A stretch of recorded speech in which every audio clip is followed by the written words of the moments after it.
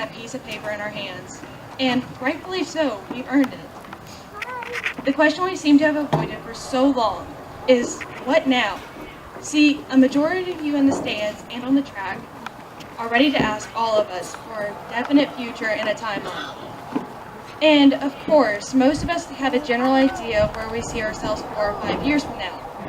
But if you ask about 20 or even just 10, we might just give you a blank stare while teachers know by heart, while our minds are doing the Tasmanian twister of uncertainty. For all of you, how do we? It's not through mindless scrolling through Twitter and Instagram, but rather by finding where we went wrong and where we went right. And I feel like I need to start talking about the parents. After all, they have been here holding our hand throughout our lives. They held on tight when we were braving new experiences, first day of school, and they were always there to help us back up, like when we first fell off our bikes. With hand-holding also comes pulling along. Pulling us to go to the doctor for those mini shots and of course needles. And pulling us to wake up for school. These were not negative pulls by any means, rather crucial to molding us into the young adults you see before you today. I remember this year alone, there was so much emphasis from our parents on scholarships in college and applications and dorms and meal plans and fast food. Oh my gosh, I'm cured. Their pulling us got us to the footsteps of college. But do we know the reason why we chose what we chose? Most of us seem to say, my parents want it, instead of, I want this for me. Why are they dictating your future, guys? If it's the question of drugs and your parents say no, listen to them. But if it's them telling you to go after a career you have no interest in, break away from that. What am I getting at is our parents taught us so much since birth. Now we as graduates and adults need to put their wisdom into action, even if it means being Desdemona from Shakespeare's Othello and telling your parents they have to let go just like their parents let them go all those years ago. Here's the thing. When we were younger, they held on tightly to our hand at a big park. But as time went by, we understood what we wanted. We knew which rides scared us to death and which ones gave us an adrenaline rush we just craved. At that point, we could let go of the hand. Here is our life moment to explore the park, guys. And it's independently. To go after what we see as a spark in our soul. See, they've been preparing us since the time we were spitting up formula, to the time we could walk across this very stage. The point is, all this preparation is not to make our lives stressful and miserable, because that comes from our own procrastination, but to rather give our lives more ability to become something greater daily. They did it all out of love, even when we thought otherwise. This all starts with our choice to take hold of our lives. The buck stops here. Our excuses stop at the stage. We are the ones running our lives. We are the ones in charge of this life God gave us. We are responsible for all of our choices, good or bad. The buck stops here. Sorry, Mom and Dad, you can't make those decisions for us anymore. But this is not what you have wanted from us for so long? Is that not the purpose of parenting? To instill in us the ability to make successful choices? So yes, Mom and Dad, the buck stops here. We have to live with what we choose and what we know and make it work. We've gotten our wisdom since we were the time we were children. We have crawled and we have walked. We have also stumbled and we have also dusted ourselves off. We did wrong and we were punished and mostly did not repeat it. We did all of this because of the wisdom you gave us. Now let us use it. This life is mine, just like Mary's is Mary's and Ruben's is Ruben's. I cannot run their lives, they cannot run mine, and we cannot ruin it for each other. The buck stops here. No longer can we pass the blame onto our mom and dad for missing the deadline or being late to class. The buck stops here. Eventually, you have to let us go. Let us go so we can walk with you and experience this great thing called life together. Let us be successes with a few bumps because you have the confidence in our upbringing to overcome every obstacle life throws our way. After all, doubting us at this point is to doubt your parenting ability. If you need assurance for what you've taught us and for our passions in life, talk to us and see the drive in our eyes. That is how you know you've given us everything necessary for this life. So let's flash back to freshman year for a second. We stepped through those doors and saw our future for the next 4 years. Many moments our minds were spinning like a Tasmanian devil. It was a big change to take in.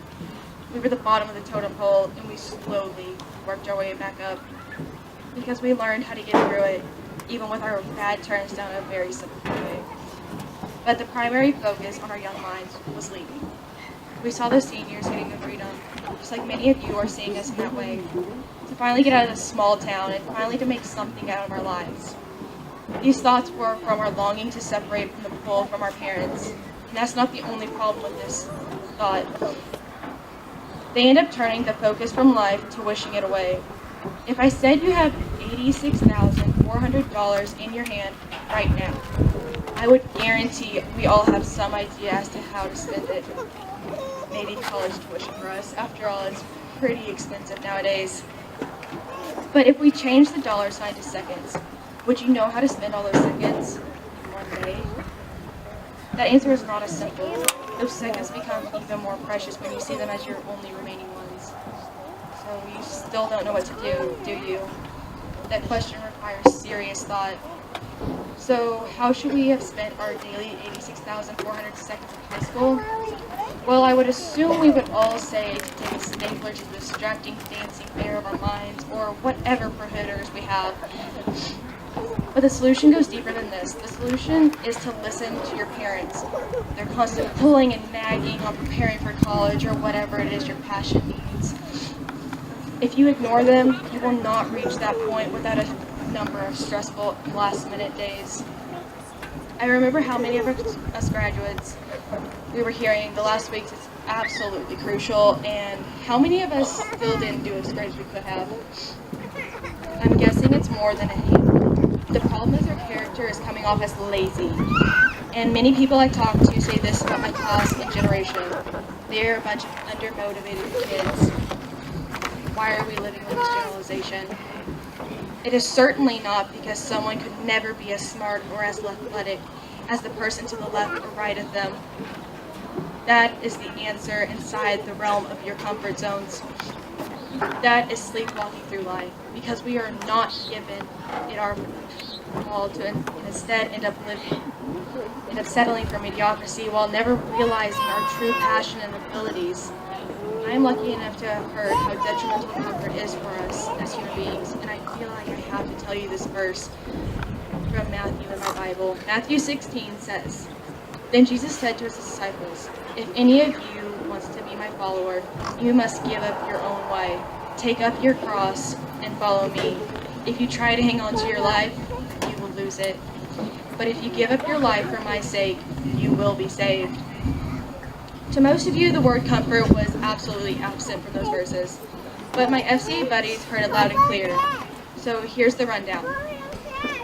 A comfort zone looks like the people you hang out with daily, and even this town, because you do the actions that makes you not an outsider. But you don't have to buy this culture, as the great Maury Schwartz would say.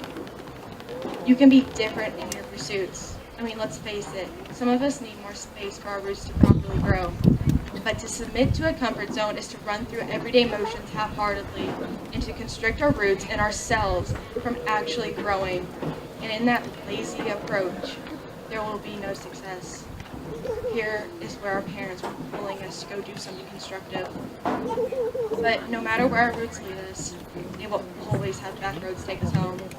And I think that's what Peter Pan was trying to teach us all those years ago when he said, never say goodbye, because saying goodbye means going away, and going away means forgetting. And who could ever forget the Thorndale? I know our class will surely never forget our endless stories and typos, ones we all know by heart. And here's a comedic relief for y'all. Sorry, Ryan, it's about you, buddy. Don't worry, it's not the poaching one. But there were birds flying, specifically plastic yard flamingos, all flying out of the bed of his truck, rounding the corner just a hair too fast. And that, my friends, is how we failed our first class fundraiser. See, with this class, you have to understand, we do not forget stories, especially one like that. or I guess any regarding VR in general. We may have comedy going for us, but that single trait will not get us through life. Former President Ronald Reagan once said, "You can tell a lot about a man's character by his way eating jelly beans." And apparently, we must be eating those jelly beans wrong for so many people to see as a straight up lazy. People who are not lazy often have a turquoise aura because they are seen as reliable. There are two people in my mind who are this color, Maury Schwartz and Kaylin Breimer. For those of you who do not know Maury, he died of ALS in 1995 before myself and my fellow graduates were born, but his legacy still remains, just like Kaylin's. And here's where I'm going to deviate from the focus of us directly, but don't worry, it's still relevant. Reading about Maury is pretty eye-opening because he is honest and straightforward, and no, I did not just mispronounce Coach Fry, for those of you who are wondering.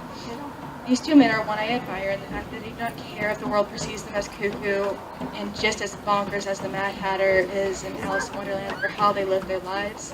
They are happy, and that's the end of the story. Another person who lived a full and great life is Miss Kaylin Breimer, a young lady this community loves dearly, and one I was not lucky enough to know physically, but she is still here because I do know her. Kaylin and Maury are very similar in that they were both not afraid of life or leaving behind a great and lasting impression. This is one trait I especially admire when I hear Kaylin's family speak around the community. Her soul is still here inspiring us, and to the Breimers here tonight, I want to thank you for her because she has helped and is still helping so many citizens here and now from what she has done. She is a truly great and inspiring character for all to marvel at. Everyone should have a Kaylin and strive to be themselves. These individuals were not living in George Orwell's Room 101 of 1984. And I promise I'm really trying my hardest not to bore you all to death, but this is one room you want to remember. This is a room where society broke the human spirit of a man. And I know this seems out of place, but think back to sleepwalking for a second.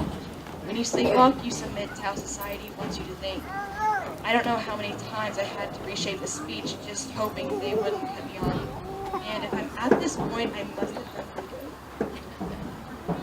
Well, alright guys, here's our moment to walk away, to finally fulfill that freshman year dream, even though summer still needs 3 months of being here for most of us. Sorry, didn't mean to shock y'all with that realization so abrasively, but I guess it's like what Slash, yeah, the Guns N' Roses guy says. No one expects the rug to be yanked out from underneath them. Life-changing events usually don't announce themselves. So I'm here announcing it to you all today. Be ready to actually enjoy these summer months, as we're some of us go right back to, you guessed it, educational learning. But it's not all bad. All the coffee drinkers will still survive off their supply of coffee beans. By the way, a great last-minute graduation gift for many of my classmates. Shopping list aside, the main goal is to understand what is going to make all that pulling and hand-holding worth it. If I waste it all, is that showing mom and dad how much I've learned from them? This will not be my greatest moment, because I know there is more out there for all of us. The greatest moment is ever-changing. It is never the same constantly. This is why we listen to all of our parents and teachers as they emphasize scholarships and college and applications and dorms and meal plans and all that stuff. We did exactly what they wanted so we can go find our greatest moment. Our time here is finished. There's so much more out there for us. Let's go find it, guys. Alright, I think I'm going to take a diet from most of our public speaking and leave you guys to Snapchat.